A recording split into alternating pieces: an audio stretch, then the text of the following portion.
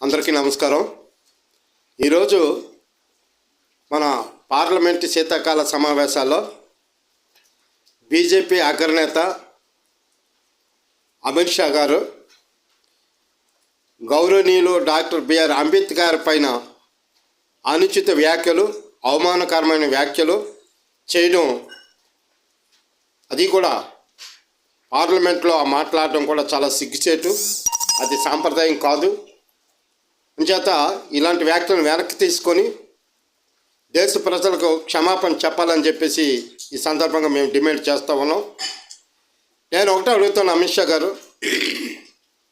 రాజ్యాంగబద్ధమైనటువంటి పదవుల్లో ఉండి ఇలాంటి అనుచిత వ్యాఖ్యలు చేయడానికి మీకు తగునా? అవమానకరమైనట్టు మాట్లాడడం తగునా?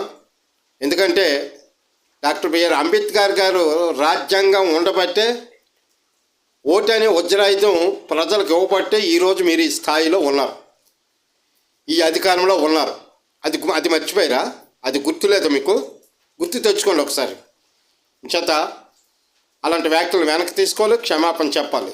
మీలాంటి వారు ఇలాంటి వ్యాఖ్యలు చేయడం వల్లే పార్లమెంట్లో తొక్కుసలాట్లు, గొడవలు, ఒకరి మీద ఒకరు నిందలేసుకోవడం, ఒకరినొకరు దూషించుకోవడం, ఒకరి మీద ఒకరు ద్వేషించుకోవడం, ఇవన్నీ ఒక ప్రారంభమవుతాయి. దానికి కారకులు మీరు అవుతారు. అంచేత నిన్న పార్లమెంట్లో జరిగినటువంటి గలాటా, తోపులాటలో 2-3 దెబ్బలు కూడా తగిలాయి అని చెప్పేసి ప్రపంచమంతా తెలిసిపోయింది. ఇలాంటి సంఘటనలు జరగడానికి అది పవిత్రమైనటువంటి పార్లమెంట్ కానీ బందరితోటి కాదు. కానీ బందరితోటిలా మార్చడం మీ అధినాయకత్వానికి మీకు ఇది తగదు. ఇది ప్రజలు చూస్తూ ఉన్నారు, ప్రజలు గమనిస్తూ ఉన్నారు. ప్రజా సమస్యలపైన సమావేశంలో కూర్చున్నప్పుడు ప్రజా సమస్యలపైన చర్చించాలి. రైతాంగ, కార్మిక, కర్షక మొదలగు అంశాలపైన చర్చించి మేలైనటిని ఏకాభిప్రాయానికి తీసుకొచ్చేలాగా మీ వంతు కృషి చేయాలి తప్ప ఇలాంటి వ్యాఖ్యలు చేసి అక్కడ గందరగోళాన్ని సృష్టించి అవమానకరమైనటువంటి వ్యాఖ్యలు చేయడం వల్ల కొంతమందిలో నుంచి ఉద్రేకత ఆపుకోలేక వాళ్ళు ఈ విధమైన తిరుగుబాటు చేయడం, గందరగోళం చేయడం వల్ల ఇది దేశ ప్రజలకి ఎంత మాత్రము సరిపడే విధానం కాదు. మీ విధానాలు మార్చుకోండి, మీ వ్యాఖ్యలను మార్చుకోండి. పార్లమెంటు సభగా జరిగేటట్లు, సక్రమైన మార్గంలో జరిగేటట్లు, ప్రజలకు మేలు జరిగే విధానాలను ఆలోచించండి.